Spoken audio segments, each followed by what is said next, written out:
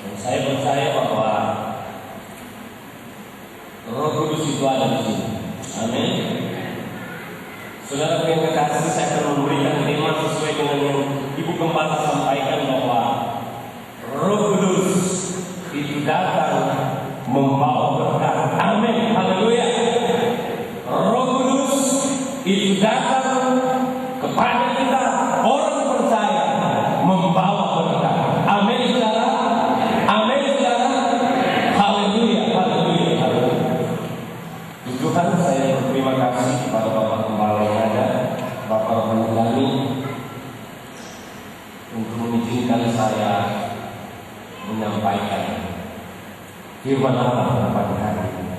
Tetapi saya percaya bahwa segala yang terjadi di dalam perjalanan kehidupan anak Tuhan itu tidak datang sendirinya.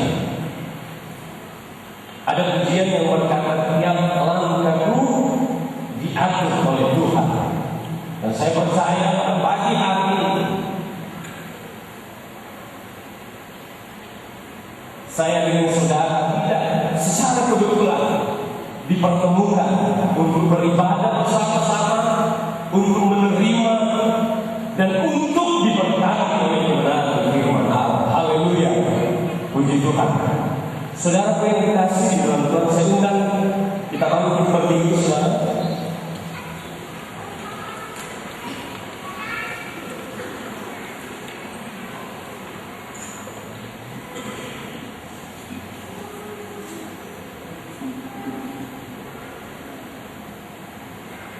Kita buka di dalam Mazmur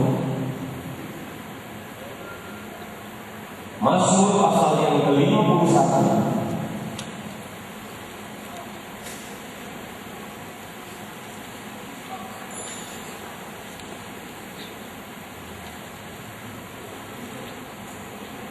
Ayatnya yang ke-13.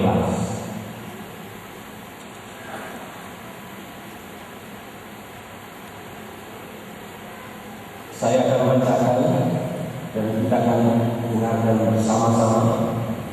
Mazmur pasal yang ke-51 ayat yang ke-13. Demikian firman Allah. Janganlah membuat aku dari hadapan-Mu, dan janganlah mengambil roh-Mu yang kudus daripada-Mu. Saudara yang dikasih, terima kasih, silakan dulu saudara. Saudara yang dikasih di dalam Tuhan, ada 3 momentum penting saudara. Ketika Yesus kembali dan naik ke surga, Dia katakan, saudara yang dikasih dalam Tuhan, aku akan pergi ke rumah Allah Bapa di surga, dan aku akan menyediakan tempat bagimu. Ada amin, saudara? Ada amin? Saudara yang dikasih di dalam Tuhan, opa saya, saudara, dia meninggal sekitar tahun 82. Dan pada waktu opa saya meninggal, itu kuburan oma saya langsung dibuat, langsung dibuat dari tahun 82. Tetapi saudara yang dikasih dalam Tuhan, sampai hari ini oma saya belum meninggal, sudah umur 98 tahun. Saudara, seperti Yesus katakan bahwa aku akan pergi ke rumah Allah Bapa di surga dan menyediakan tempat bagimu, rumah bagimu, rumah kediamanmu. Amin, saudara. Dan momentum yang kita rayakan sekarang, saudara yang dikasih Tuhan, adalah momentum gereja yang besar yang membawa dunia ini, orang-orang yang tinggal di dunia ini, penduduk dunia ini, sampai hari ini, saudara, mereka menikmati keselamatan yang kekal, yaitu momen, saudara, momentum Pentakosta, di mana Roh Kudus dicurahkan di sana, di kamar loteng Yerusalem. Ada 120 orang. Mereka menunggu janji Bapa, dan itu sudah dimulai 2000 tahun yang lalu. Dan sampai hari ini, dan sampai Tuhan datang, momentum yang sama, momentum Pentakosta, api Roh Kudus itu akan membawa gerejanya kepada kesempurnaan Allah, akan membawa gerejanya bertemu dengan Tuhan. Haleluya. Saudara, kita lihat keadaan dari mana murid-murid Yesus itu datang. Mereka adalah orang-orang yang bagi dunia tidak ada apa-apa. Ada yang berbahaya, ada yang menusukkan saudara. Bahkan Anda sudah pengen kasih dalam Tuhan.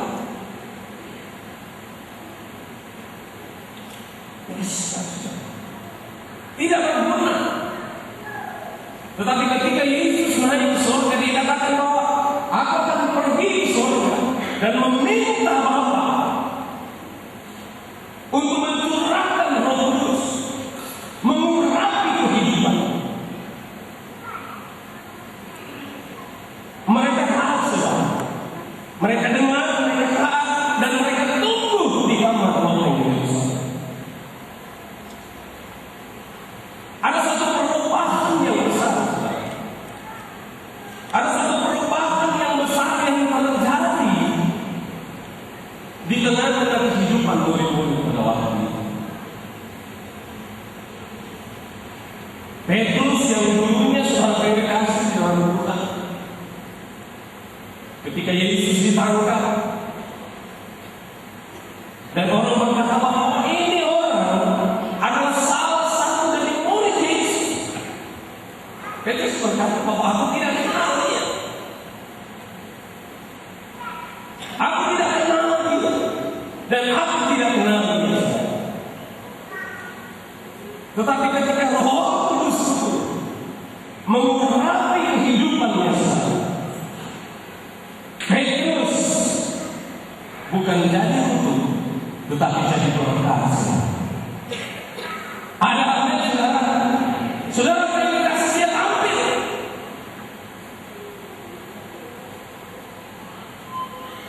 Dia tampil saudara, dan dia sampaikan bahwa Yesus Kristus yang kamu salibkan itu, dia telah menjadi Tuhan dan Raja.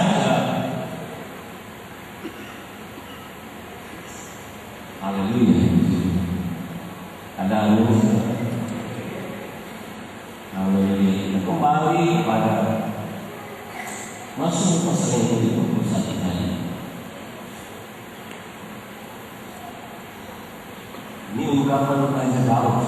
Janganlah membuang aku dari hadapan-Mu, dan janganlah mengambil roh-Mu yang kudus daripada.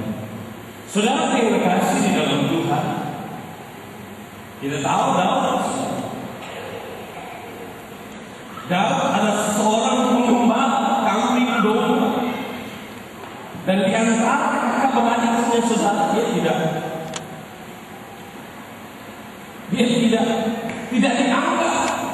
dianggap remeh oleh keluarganya, oleh saudaranya, saudara. Tapi suatu ketika saudara pengen kasih di dalam Tuhan, Allah menyuruh Nabi Samuel,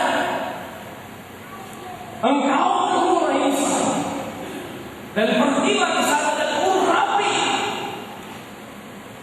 dan aku telah memilih dia menjadi seorang raja di Israel. Jadi pengurapan Allah itu dari sesuatu yang tidak berarti, sesuatu yang tidak ada gunanya, menjadi sesuatu yang berarti di hadapan Allah. Samuel datang dan dia urapi Daud. Dan ketika dia jadi raja, pengurapan itu tetap ada. Saudara, suatu ketika dia berjalan dalam sore hari,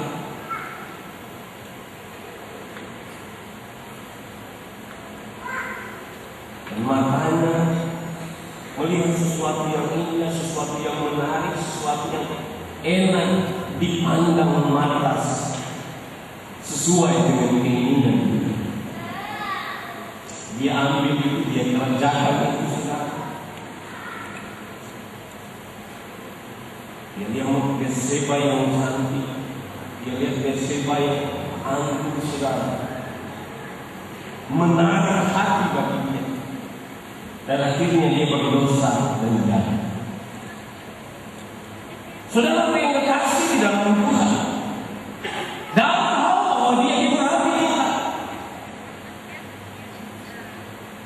dalam hal bahwa pengurapan hal menjadikan sesuatu di dalam hidupnya sesuatu seorang yang luar biasa, seorang yang spesial, saudara. Tetapi saat ini dia sudah melakukan dosa, melakukan pelanggaran.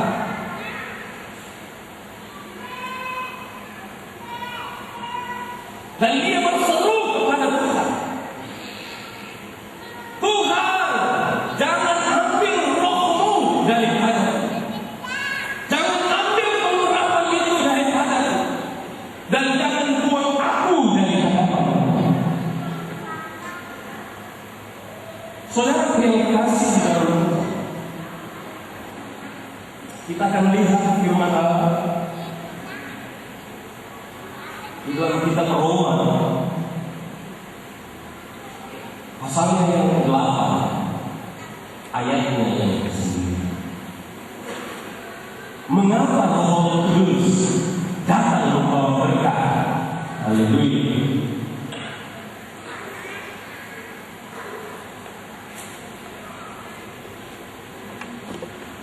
Roma pasal 8 ayatnya yang ke-9.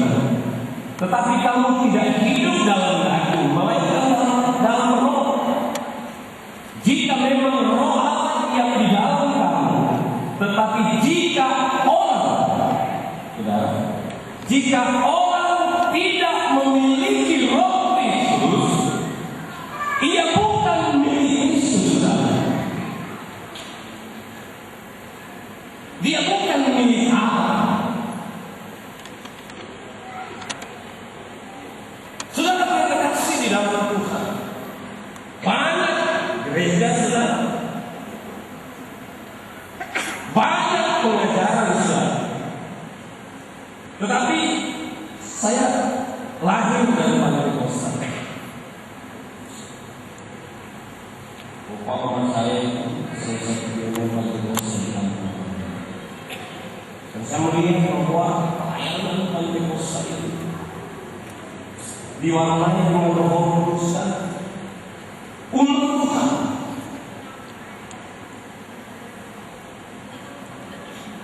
Diusahakan, diajari supaya mereka penuh, mereka hidup, mereka ada Roh Kudus di dalam hidup mereka. Nah, saudara, kita lihat manfaat yang pertama. Kenapa Raja Daud tidak mau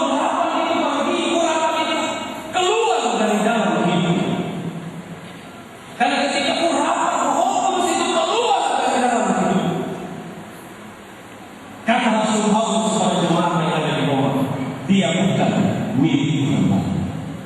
Amin. Roh Kudus turun di dalam hidup kita. Roh Kudus ada dalam hidup kita. Roh Kudus mengurapi hidup kita untuk menjadikan kita miliknya Tuhan. Haleluya.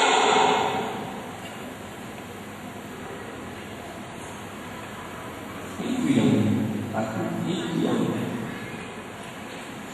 dikhawatirkan oleh manusia. Dia katakan jangan membuang aku dari hadapan. Orang yang tidak dipenuhi dengan Roh Kudus, orang yang tidak ada Roh Kudus, mereka akan dibuang. Mungkin saudara berkata berapa banyak pendeta yang sudah dibuang oleh Tuhan. Berapa banyak anak Tuhan yang sudah dibuang oleh Tuhan.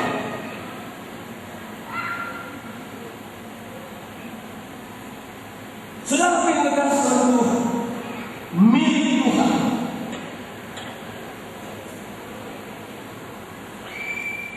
Kita lihat beda pengurapan Allah mengurapi Saul.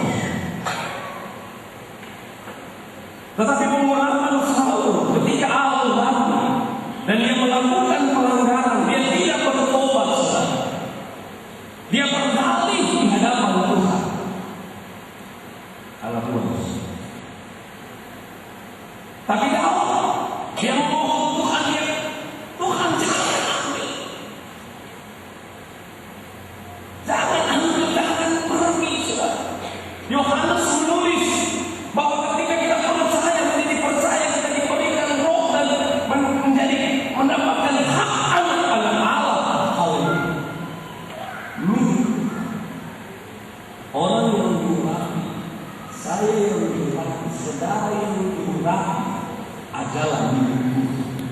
Amin. Amin, saudara. Saudara yang selalu untuk apa? Kalau kita akan memiliki untuk apa Tuhan jawab?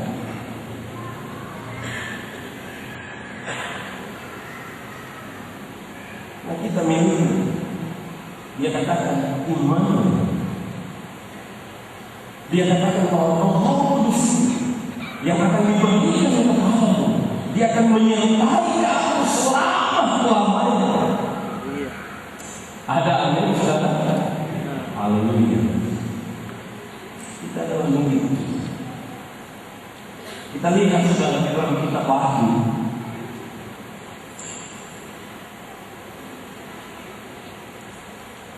Wahyu pasal 3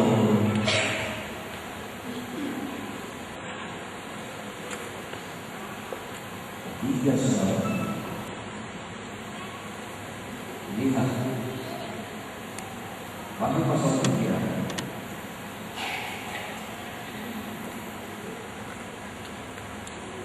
ayat 22.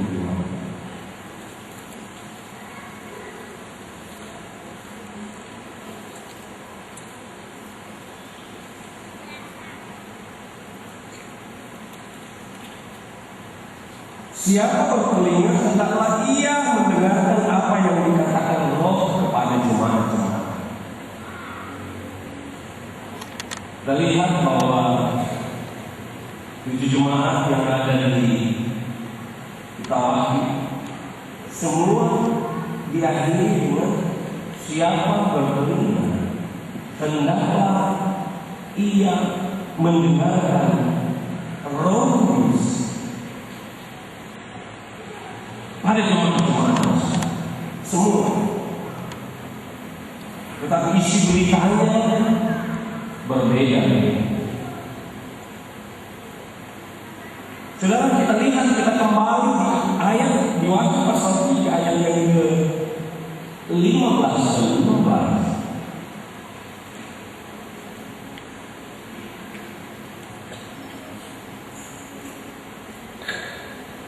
Firman Allah berkata bahwa aku tahu segala pekerjaanmu. Engkau tidak dingin dan tidak panas. Alangkah baiknya jika engkau dingin atau panas. Jadi karena engkau suam-suamku dan tidak dingin atau panas, aku akan memuntahkan engkau dari bumi. Hidup dengan Tuhan, kita lihat seperti murid-murid saudara. Mereka taat menunggu janji Bapa kama Allah yang bersalib dan Roh Kudus sudah tercurah. Dan mengurapi kehidupan mereka. Mereka melayani dengan luar biasa, urapan yang luar biasa. Orang yang menunggu di apa Shalom itu sungguh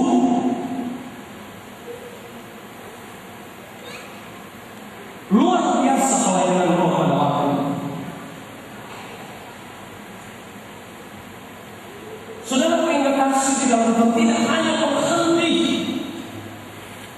Mereka melayani dengan kekuatan dan kedahsyatan Roh Kudus. Tetapi hidup mereka seperti yang Ibu Gembala sampaikan tadi, bahwa mereka berani mati.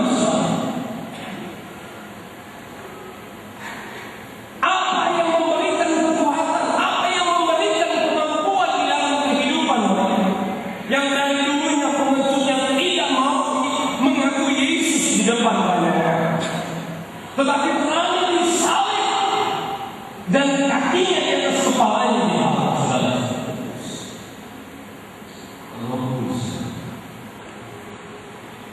Mereka taat sampai mati. Nah, saudara yang dikasih Tuhan, kita melihat jemaat yang ditulis, yang dicatat oleh kitab Wahyu. Saudara, baru-baru ini saya punya teman, dia liburan ke sana, dan dia katakan, Pak, saya baru balik dari sana, dan saya mengunjungi tempat-tempat.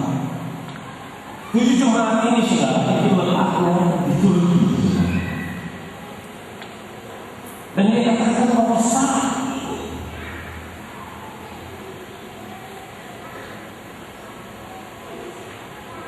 itu cuma tinggal nama saja di dalam jemaat mereka, cuma tinggal nama saja di dalam Alkitab.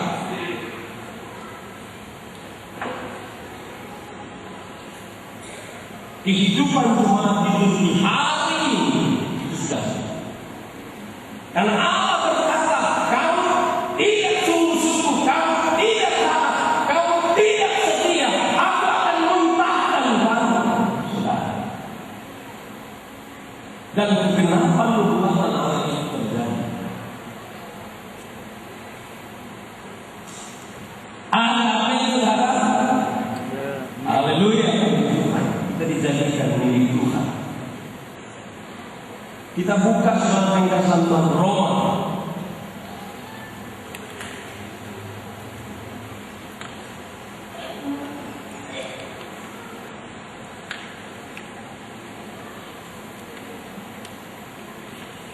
Roma pasal 8 tadi.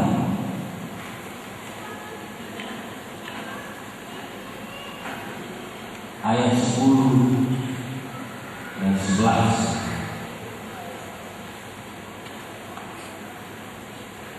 Tetapi jika Kristus ada dalam kamu, maka kamu memang mati dengan dosa, tapi roh adalah kehidupan dalam kebenaran. Ayat 11.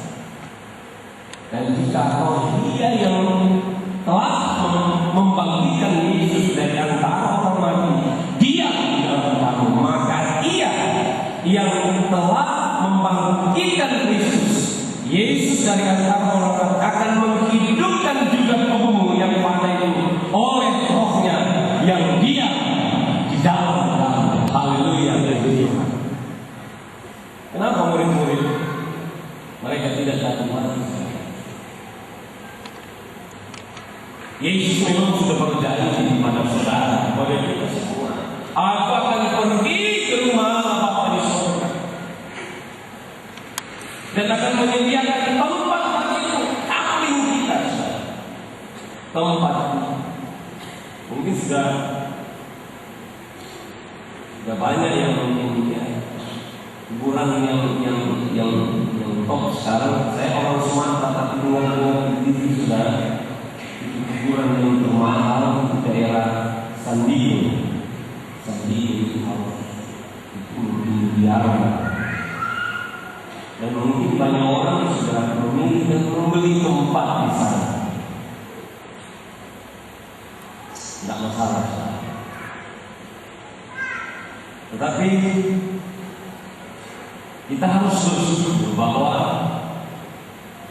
kapling kita yang kekal, tempat kita yang kekal, rumah kita yang kekal, di mana Allah hidup, Allah ada, Allah berkuasa, dan Dia raja di sana.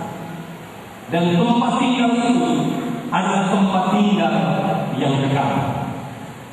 Nah, saudara yang terkasih di dalam Tuhan, Rasul Paulus menulis,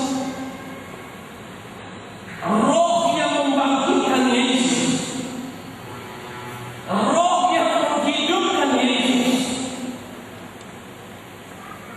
ketika Yesus mati, saudara, adalah roh yang sama yang akan membangkitkan saudara, kita semua orang percaya ketika kita mati dan dibangkitkan di hari-hari yang akan datang. Ada amin, ada amin, saudara. Kalau kita belum datang, kita pasti mati. Dan kita bersyukur ketika kita datang, konteks surga dibunyikan, ketika nama dipanggil itu ada. Amin. Tapi ketika kita mati,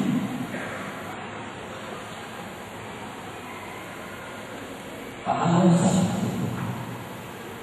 Kita harus punya Roh Kudus seperti kita mati. Roh Kudus yang sama yang membangkitkan Yesus, itulah yang akan membangkitkan hidup kita. Mengapa murid tidak takut mati? Ada yang digoreng, ada yang disalib, ada yang diadu dengan binatang. Mereka tidak takut mati karena mereka percaya bahwa ketika mereka mati, ketika mereka dikuburkan, suatu kali mereka akan bangkit. Haleluya. Karena mereka diurapi oleh Roh Kudus. Kita lihat di dalam kitab Yudas.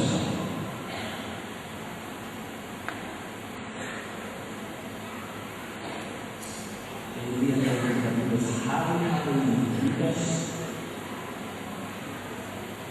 Yudas 1.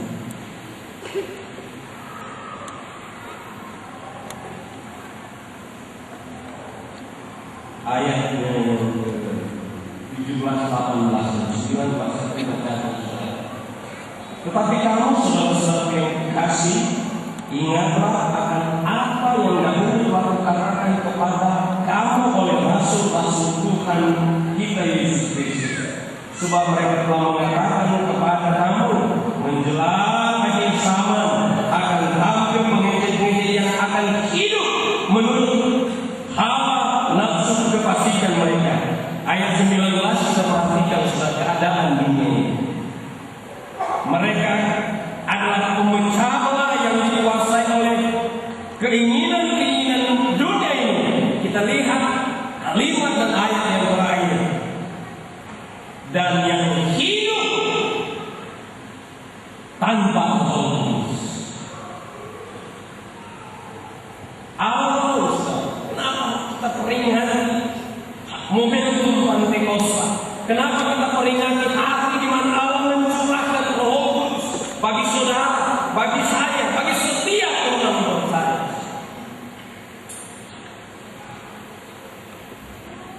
Supaya kita tidak hidup seperti dunia ini yang hidupnya tanpa Roh Kudus. Kita boleh jadi apa aja saudara. Kita jadi nelayan, petani, semua karyawan, pegawai negeri, pejabat ini, semua profesi yang baik yang sesuai dengan kebenaran firman Allah.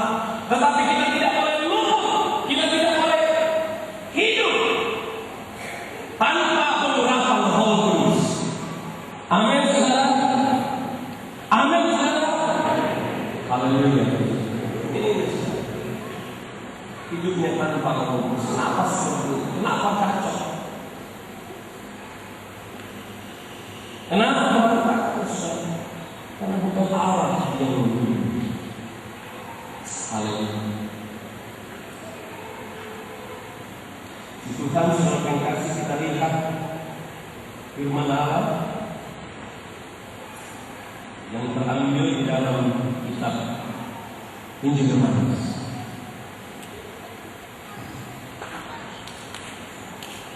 Injil Yohanes pasal yang ke-14. Mengapa Roh Kudus?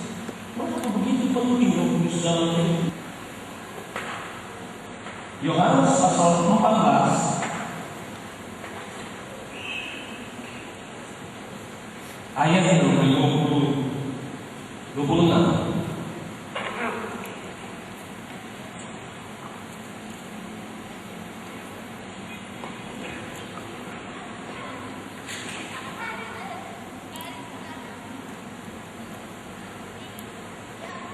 Ayat 26.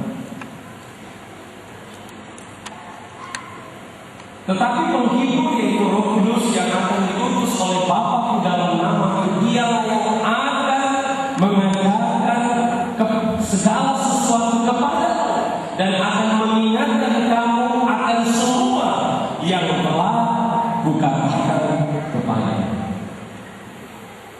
Tanpa Roh Kudus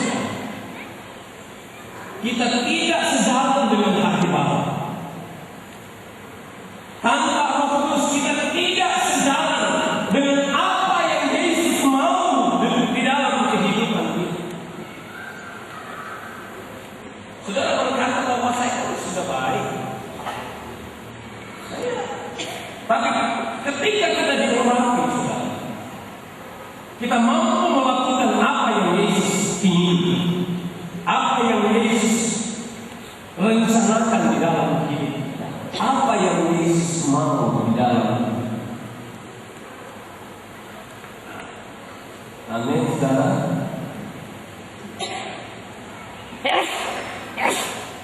Roh Kudus, Dia yang akan mengajarkan apa yang Yesus inginkan, apa yang Yesus kehendaki, apa yang Yesus mau dalam hidup kita.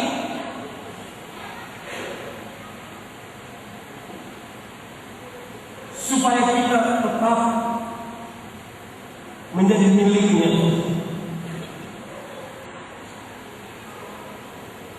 Kita lihat di dalam kitab Galatia,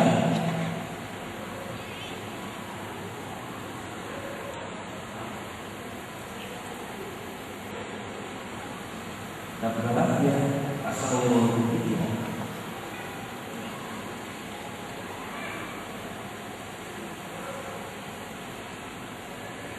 ayatnya yang 29.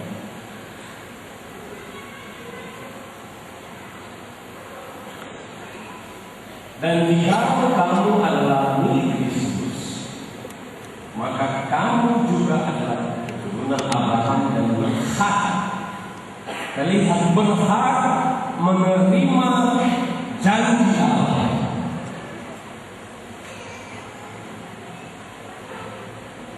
Yesus naik ke surga dan Dia berkata, aku tidak akan meninggalkan kamu sebagai hati impianku. Aku akan mengirimkan Roh Kudus untuk menjadi penghiburmu. Nah, saudara terima kasih di dalam Tuhan. Janji Allah itu akan kita nikmati, akan kita miliki, akan kita dapatkan di dalam kehidupan kita apabila kita menjadi miliknya Kristus. Oleh sebab itu, saudara terima kasih di dalam Tuhan. Rasul-rasul berkata, bagilah dan bagi keturunanlah janji itu, saudara. Ketika pengurapan, ketika api Pentakosta ada turun di Yerusalem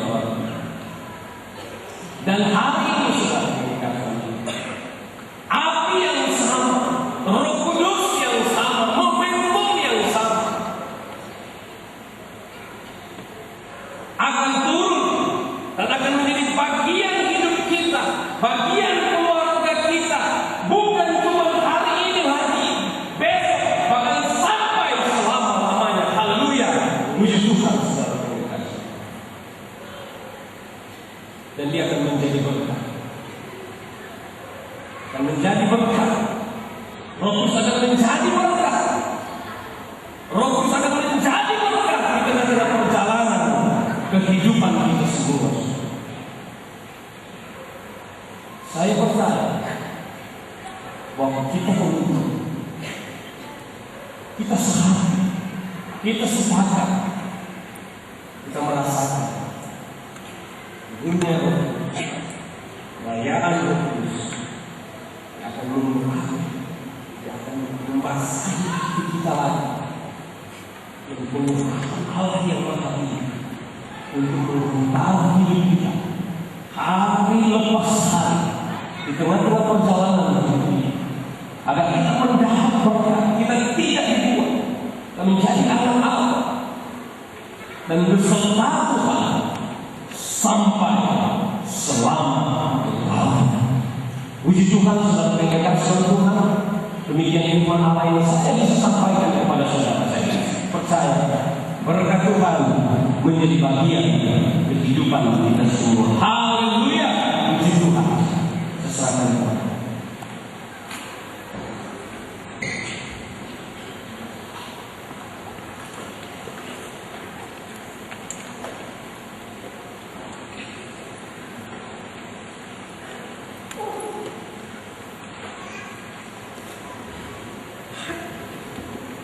Saya lupa, saya sampaikan kepada semua.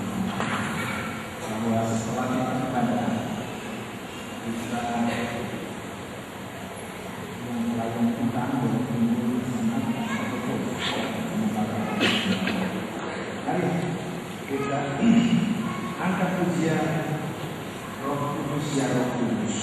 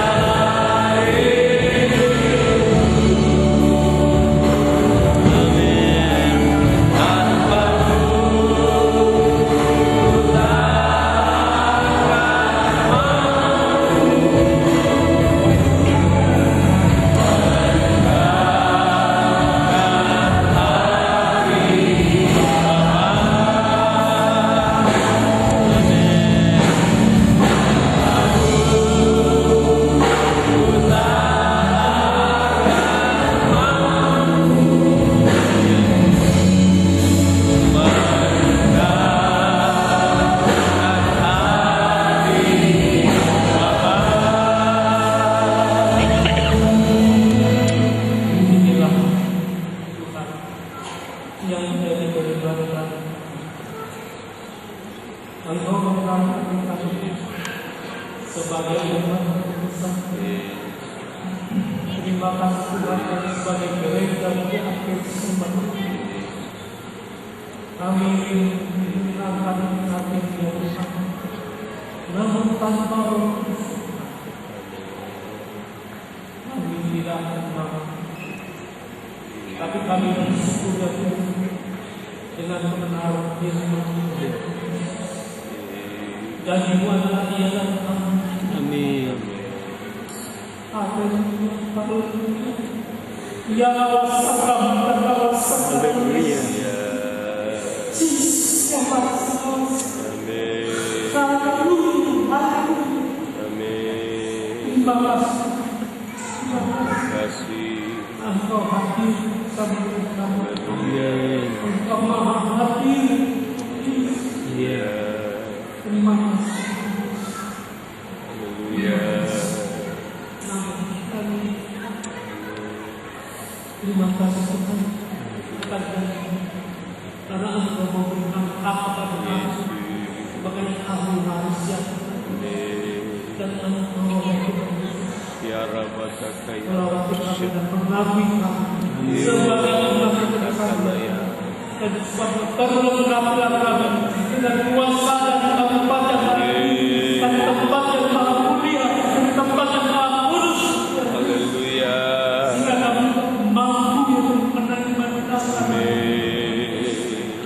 Haleluya. Kami menyadari Tuhan betapa kami sudah menikmati kehidupan, menikmati dunia ini ya Tuhan Yesus.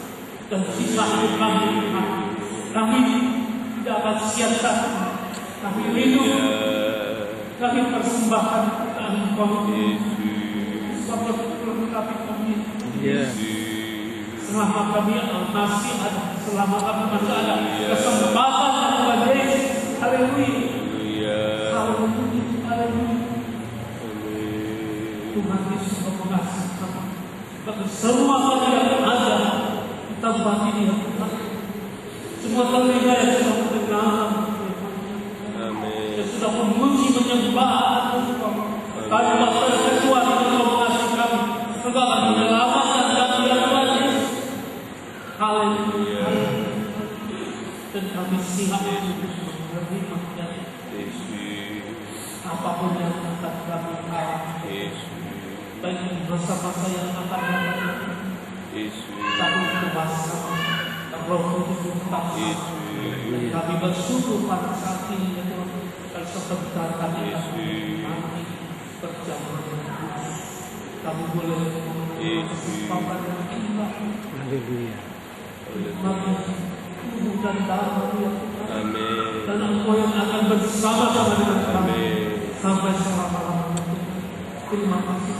Kami kami berdoa, kami bersyukur dalam nama Tuhan Yesus. Haleluya.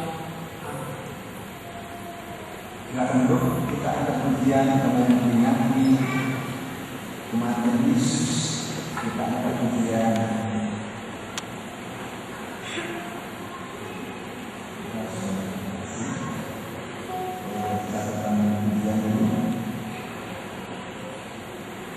Pada satu jauh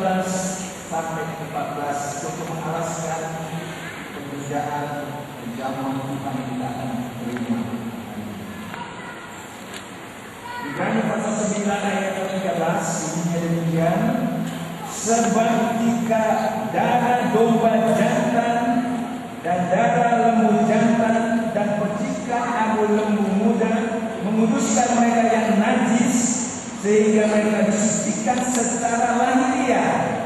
Ayat yang ke-14, betapa lebihnya darah Kristus yang oleh Roh yang kekal telah mempersembahkan dirinya sendiri kepada Allah sebagai persembahan yang tak bercacat, akan menyucikan hati nurani kita dari perbuatan-perbuatan yang sia-sia, supaya kita dapat beribadah kepada Allah yang hidup. Sedikit saya jelaskan kepada saudara. Ayat 13 ini dia mempunyai hubungan dengan perjanjian lama. Katakanlah kitab Torah. Sedangkan ayat 14 ini dalam hubungannya dengan pengorbanan Kristus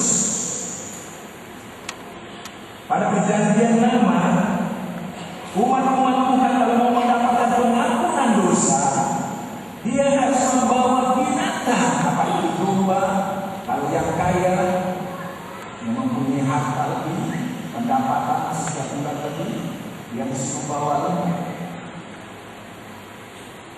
Dan lembu atau domba itu harus disembelih.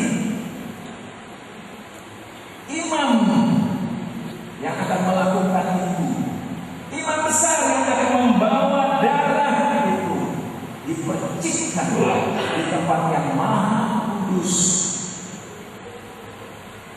Di sana ada meja misbah, ya, ada tabut perjanjian. Nanti darah itu dipercikkan di atas tabut perjanjian. Kemudian imam besar ini keluar. Umat Israel bersorak-sorak. Tandanya pengampunan dosa mereka itu sudah diterima oleh Allah. Itu dalam perjanjian. Tapi di dalam perjanjian baru,